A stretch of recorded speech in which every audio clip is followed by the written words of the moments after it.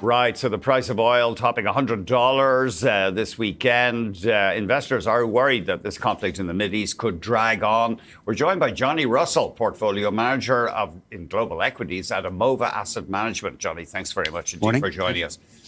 We've heard from at least one guest today that this will blow over, that the oil price will come down.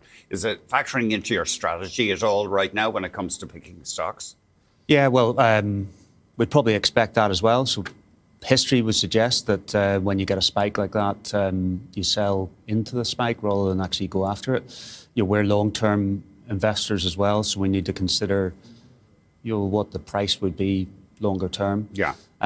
So really thinking about the fundamental supply and demand. So it does impact how we think of the risk around portfolio, but actually it throws up opportunities in other parts of the market, and that's where we're looking for ideas. You reckon, you and other observers say there has been this major shift out of the AI hyperscalers into other stocks. Yeah. I mean, it's like shoving an elephant into a small jam jar. It's so much money. It's, the 650 billion plus for 2026 in terms of that capex being spent across industrials, materials, some energy, power markets. Cooling for data centers, construction.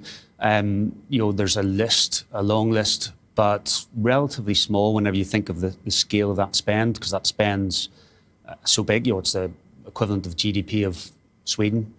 So it's hard to actually imagine the scale of that spend. Inflating prices for electrical equipment and stuff. Absolutely. Well, it provides pricing power for these companies. They have to increase capacity. They have order books, some of them out to 2030. So a very strong position for those companies. I'm not necessarily talking about any individual stocks here, but a name like Eaton, ETN, or something like that. Not necessarily meaning that company. No, it is companies like Eaton. In Europe, competitor there would be Schneider. Company we hold in Japan, Hitachi, which is the leader in transformers and switchgear. So companies like that are really benefiting from the scale of the spend, and we've seen really strong results from US company like Vertiv deliver really strong results and perform well. Are they a generator, or what's Vertiv? Again, into electrical, and also into HVAC and into the data center space. So these old industrial stocks are gaining big time here. I mean, the market's onto that. They realise it. The businesses are doing very well, and it's quite unusual for an industrial space in that part of the industrial space to do so well.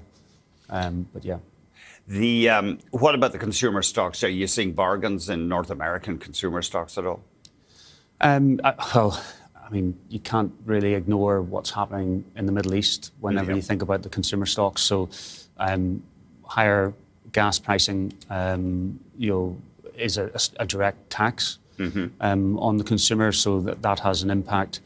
I think when the opportunities that we're seeing are more in the defensive areas, companies that have been left behind. So you had a guest on talking about Walmart and Costco, so not companies like that, but other companies that have been maybe sold off in the last few months, where the ratings are low, and there's opportunities there to look for ideas.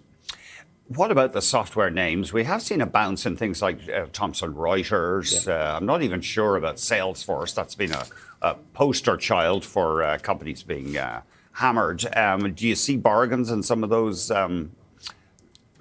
traditional software stocks? Yeah, I mean, the whole group's been sold off very aggressively, and it's been indiscriminate. And I think whenever there is a sell-off like that, there will be opportunities. The way we think about it is that AI is threatening these businesses in terms of their pricing power, in terms of the competitive advantage period. So you need to think and be pretty sure that the companies that you select, and there are opportunities there, that they will maintain their competitive advantage and pricing power. And those are good opportunities to pick up on. Yeah, I mean, Thomson Reuters say we have exclusive data that lawyers need. I suppose you're looking for exclusivity. Yeah, exactly. I don't know Thompson's well enough, though I also know Harvey's out there with an AI opportunity that's eating away at the Thompson's business. So, there's definite question marks, and I think the market is onto that. The market was very willing to pay for many years in advance for Thompson's business, and now it's just shortening that right down. And I think that's probably fair.